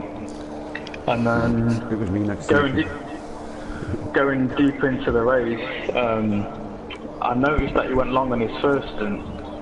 So I thought at the end I'd do an extra stop and try and catch the gap back up, and thankfully it worked. Well, you caught that gap up in 4 laps, and they were some stonking laps you were putting in at that time. How on the edge of grip of the car was you on that stint of trying to close that gap up? Oh yeah, I think I was scraping the barrier with the rear tyres a few times.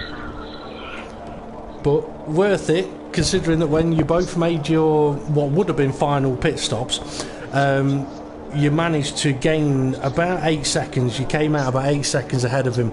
At that point, was it just solid relief? It was, but with about 4 laps ago, I only had about 6 litres of fuel left. So it was a splash and dash. Yeah. Oh, now that's going to bug Dave the Hart, because I don't know if he had to do a splash and dash as well, but Hesselden got himself a little bit of damage, I think, and pitted. And that possibly then made Dave go, well, you know what, I can pit for a brand new set of tyres, which we thought then let you go, oh, I'll go for another set of tyres. We saw it may be a splash and dash. So on that, we'll move over to Dave the Hart. Dave, are you banging your head now thinking, if I hadn't have gone for that last set of tyres, I could have had second? I know, we only stopped because Hesselden stopped.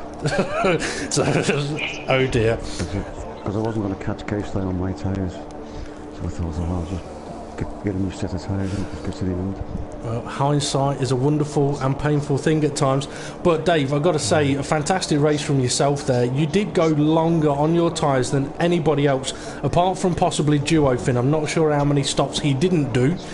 Usually he only does 1 everywhere. I wouldn't be surprised if he was at Le Mans, racing 24 hours at Le Mans, he'd still only stop once, and that'd be to begrudgingly let someone else get in the car. But a fantastic race from yourself. I mean, how difficult was it keeping the guys like K-Slay, Hesselden behind you while you were on those worn tyres? Without sounding big-headed, it's not difficult at all around here. So James couldn't get past me in practice all week, and see how quicker he is than I was. So I think it's just down to the track being the way it is, why he couldn't get past. But I'm discrediting myself there, aren't I, really? Yeah. Yeah. I mean, okay, it's a shame that you could have got second place knowing what you know now, but you go on what you feel in the race at the time. So, I mean, a third place is still something to brag about, I think. I'm going to hand over to Gavin and Ray. You got any questions for Dave?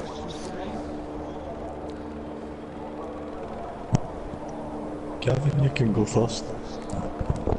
Unless you fell asleep. I've got a question for Dave. I've got a question first. Yeah, driver, you keep it quiet a moment. So you let James through. Was that to stop a level stiff happening?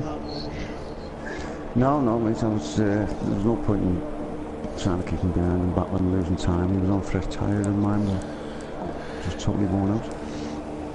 But who was it was behind you? Was it K-Slay that was behind James Hulkenberg, DP? It may have been. But I said that they two connected. Yeah, true. I mean, Ray was saying that had you, Dave, sort of defended a bit from Hulkenberg, it could have possibly led them two to battle, crash each other out, and you could have gone on to win the race. So just to add insult to injury with hindsight, you could have won the race if you'd have made them fight. Go on then, Hulkenberg, I'll let you ask him a question. I was going to say, on lap 4, I looked in my mirror and saw yellow and black cars flying everywhere out of the tunnel. I don't know what was going on there.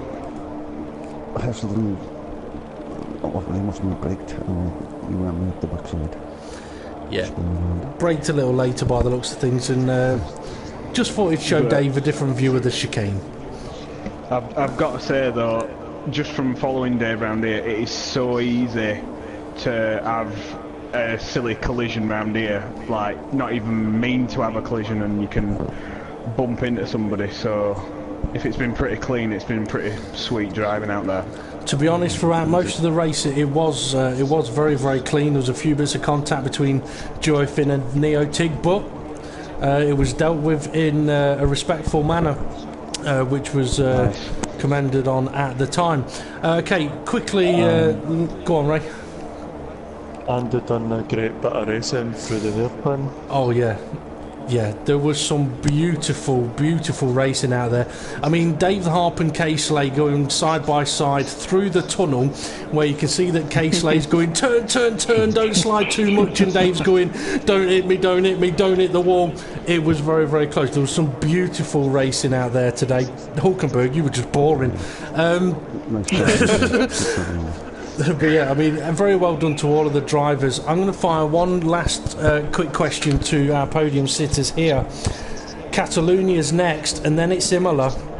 So, Hulkenberg, do you think you can go and win those two and take the title? And to K-Slay and Dave the Harp, what do you think your chances are at those two tracks? I'd probably say Catalonia's on cards, because it's high speed, a lot of downforce, that's what I like. Imola, on the other hand, that super long straight, you need no downforce pretty much. Maybe a little bit, but not too much. But yeah, Catalonia's on cards. Imola may be a bit of a struggle. So it could get interesting towards the end of the season. So K-Slay, the last two races for you. Try and get on the podium, I suppose. I've not got the best pace in these cars. Well, I'll give it a go. I want to see you go and win one. That's what I think you should be able to do in the last couple of races. No I'll give it a go. Good luck. So, Dave, yourself, Catalonia and Imola, as you're thinking on those? I like the both tracks there. I think I could do okay there. Well, we'll have to wait and see how it goes. So next week, next Friday, 9 PM, and that'll be for the PCF Round 9 at Catalunya. The championship showdown is now in effect. Next up on the Front Row Racing YouTube channel will be Sunday evening at 8:30 PM for the PCS for Round 8 at the Dubai Autodrome GP layout, and that'll be in the Aussie V8s, where these three guys and another 11 will be taking to that racetrack to see who can come out on top. So thank you very much to all of our drivers today. Thank you very much to all of our viewers. Thank you to both of my co-commentators during the pre. This has been the Front Row Racing PCF. Thanks for watching, and we'll see you all again soon.